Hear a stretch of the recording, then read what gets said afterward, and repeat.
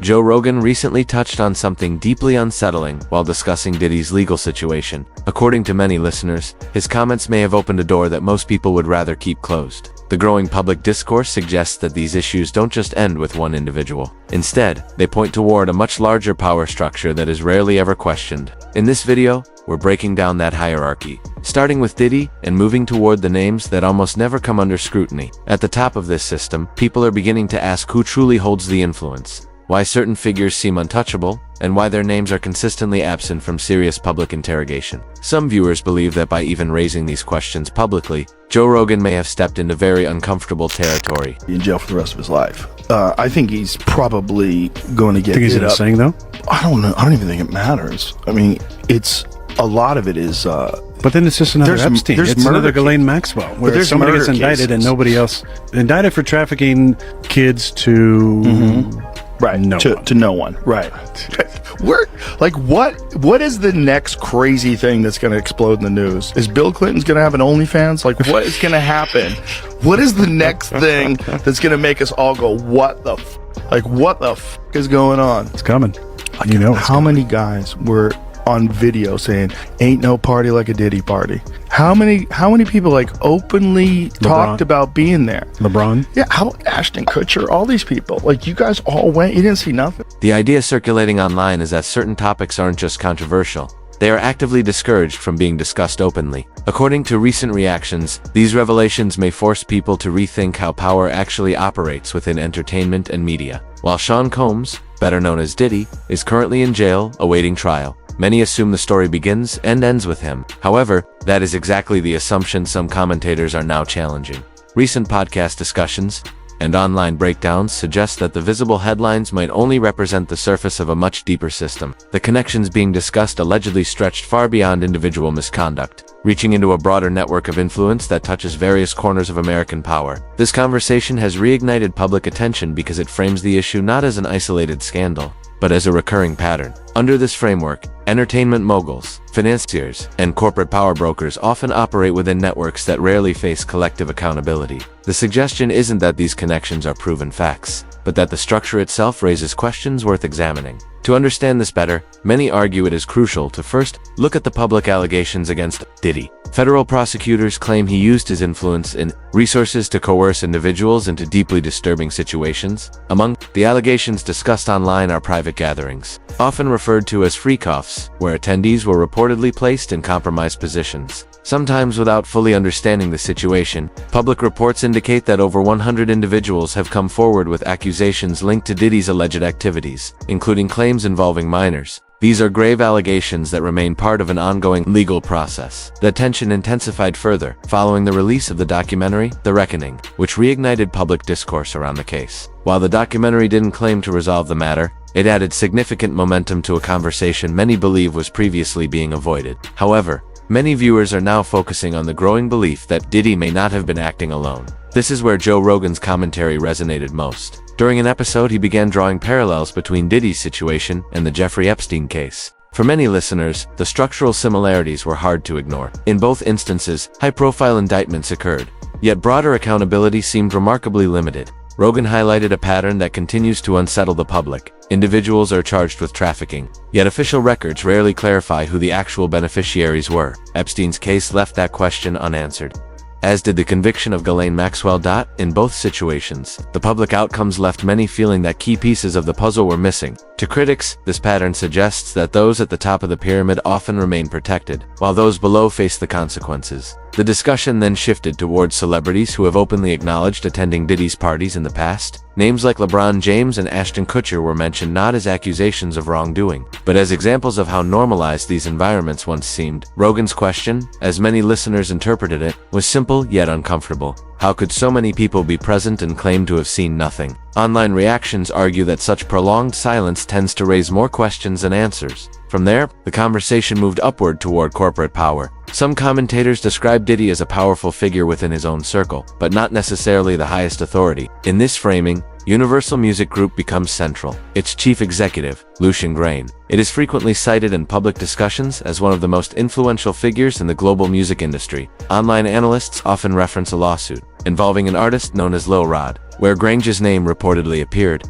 The claim circulating is not that guilt has been established, but that the lawsuit raises questions about how major labels allegedly provide the infrastructure and protection for powerful figures. According to this perspective, these corporations are not just businesses, but gatekeepers that shape what eventually becomes public knowledge. Documents discussed online allege that Grang was aware of and present at certain gatherings hosted by Diddy. While these remain unproven allegations, they have fueled intense debate.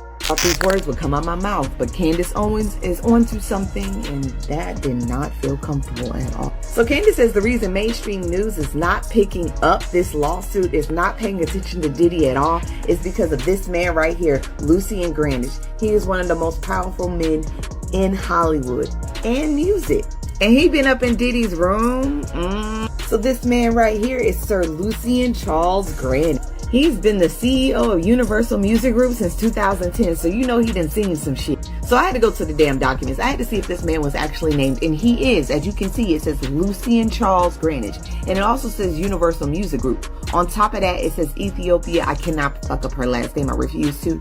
But she was also a big person in Universal Music Group. And then Christina Coramham, Lord forgive. But she was like Diddy's second hand. Some legal filings reportedly suggest that questionable behavior took place at these events, including the alleged presence of minors. It's important to note that these are claims outlined in legal documents, not proven conclusions. Commentators like Candace Owens have questioned why mainstream media outlets have largely avoided these specific angles, arguing that individuals at this level exert immense influence over media narratives. The lawsuit also names other Universal Music Group executives, alleging they were aware of the situation but failed to intervene. The broader theory suggests that when billions of dollars are at stake, accountability often becomes selective. This is why many are asking why the story never fully gained traction on major networks like CNN or Fox News. There is a circulating belief that powerful figures don't just dominate industries, they control the stories being told about them. When discussing Diddy's inner circle, one name repeatedly resurfaces: Jay-Z. For years, the two have been portrayed as much more than just collaborators. Diddy once famously remarked that only two people on earth are allowed to call him by his real name: Sean, his mother, and Jay-Z. That detail alone has fueled intense speculation about just how close their relationship truly was behind the scenes.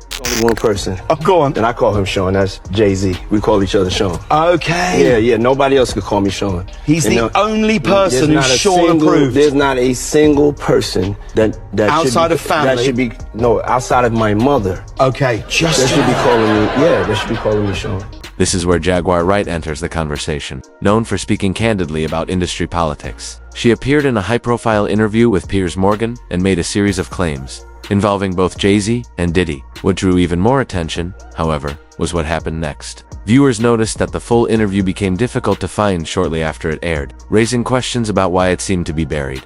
During that interview, Wright questioned why Jay-Z could sit down with Gayle King on national television and never be directly asked about long-standing industry rumors. She described both men as figures whose influence, in her view, has shaped and pressured the industry for decades. This led to another question circulating publicly. Why would Jay-Z's personal attorney reportedly become involved in matters connected to Diddy's legal situation? Jay-Z has never publicly addressed these discussions. In today's media climate, many interpret silence not as neutrality, but as a deliberate strategy. Joe Rogan has often commented that powerful individuals rarely handle controversy directly. Instead, they rely on elite legal teams and fixers whose job is to manage exposure. Names like Alan Grubman are frequently mentioned in this context. Representing many of the biggest names in entertainment, he is often described as the connective tissue of the industry. Figures like him understand exactly where stories begin and end, drafting non-disclosure agreements and ensuring sensitive matters stay out of the public eye for decades.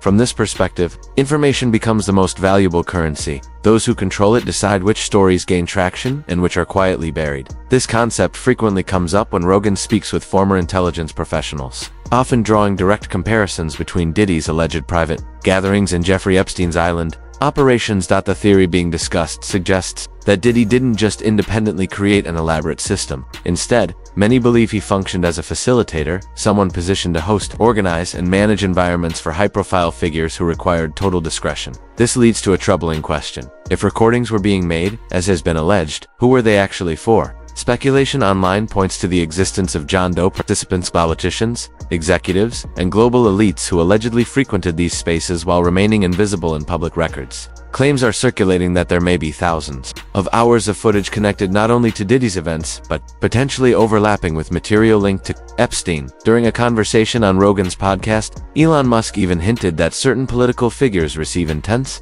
financial backing because donors fear what might be exposed if the balance of power shifts. In this context, names like Reid Hoffman and Bill Gates have surfaced in public discussions, not as direct accusations, but as examples of how anxiety regarding potential revelations might exist at the highest levels. This is what some describe as the facilitator model. Figures like Epstein and Diddy are seen not as the ultimate masterminds, but as operators who created controlled environments where powerful people could act without scrutiny. According to this theory, these spaces functioned as honeypots, designed for long-term observation and leverage. You have these guys, like a Jeffrey Epstein type guy, who works with the elite of the elite clientele. It's all movie stars, big-time politicians, world leaders, scientists, Nobel Prize winners, and they all meet together and have fascinating conversations and cocktails, and there's beautiful girls everywhere. Of course. What a great idea. Right. And if you're naive and you don't understand honeypots. Here's the quote from Maria Farmer, who was one of the accusers from what was inside the house in New York. Okay, she said, there were monitors inside this cabinet. I looked on the cameras and I saw toilet, bed, toilet. She said, visibly spooked. Like, I'm never going to use the restroom here and I'm never going to sleep here. You know what I mean? It was very obvious that they were like monitoring private moments. Yeah, of course. Yeah. Maria Farmer was the one who worked at Epstein's office in New York, I think. And this was the house, Jamie? Yeah, I was looking up stuff on the house. That was like what they I found. wonder if the in house still has fucking cameras in it somewhere that they haven't found yet. They definitely, don't know. Yeah, you'd have to scan the shit out of that house. You'd have to take the walls apart. There's probably listening devices inside the walls. Like, who knows? If this was like really an intelligence operation. Yeah, they probably had that house fully wired. Following federal raids on Diddy's properties, reports circulated that investigators seized an enormous amount of recorded material. Commentators like Jaguar Wright and Gandil have suggested this footage would not merely be blackmail but insurance, a way to maintain control without issuing direct threats. Questions intensified after Megyn Kelly pointed out that Diddy has not been charged in connection with widely circulated footage showing him assaulting Cassie Ventura. For many viewers, that footage felt undeniable. So, its absence from the charges raised deeper questions about what remains protected. Who controls the recordings now? What exactly is on them? And what would happen if powerful figures were suddenly exposed doing things they never expected to become public? This idea resurfaced again after viewers noticed strategic imagery in 50 Cent's documentary. During sections discussing Diddy's parties, images of Bishop T.D. Jakes appeared. Many viewers did not believe this was accidental. When Bishop Jakes was later questioned publicly, his response only fueled further debate. Instead of offering a clear denial, he dismissed the inquiry and spoke about repentance and forgiveness. To many, this felt evasive rather than reassuring. Jaguar Wright responded by suggesting that if a figure like Jakes was present in those circles, it was likely for access or money, describing these gatherings as leverage zones. Gene Deal echoed these concerns, hinting that recordings could eventually surface, which would shift the conversation from speculation to definitive proof. Some researchers now visualize this entire structure as a pyramid. At the lower level are public-facing celebrities like Jay-Z and Beyoncé, powerful, yet still operating within specific constraints. Above them are the gatekeepers, the executives and media power brokers who control access to fame and opportunity. At the very top, according to this theory, exists an unseen layer connecting entertainment, politics, technology, and religion. This concept isn't new. Dave Chappelle spoke about it years ago, describing the entertainment industry as a system built on control. When asked why he didn't simply move his show elsewhere, he remarked that it would be like leaving one plantation for another different owner, same chains. If someone as successful as Chappelle felt trapped by the system, what does that say about everyone else trying to survive within it? After examining everything from alleged recorded leverage and corporate gatekeeping to the silence of inner circles and the repeated parallels to the Epstein case, the question remains open. Are these unrelated events simply colliding by coincidence? Or are we finally seeing cracks in something far larger than we realized? That conversation is unfolding right now. Share your thoughts in the comments. Stay curious, keep questioning, and we'll see you next time.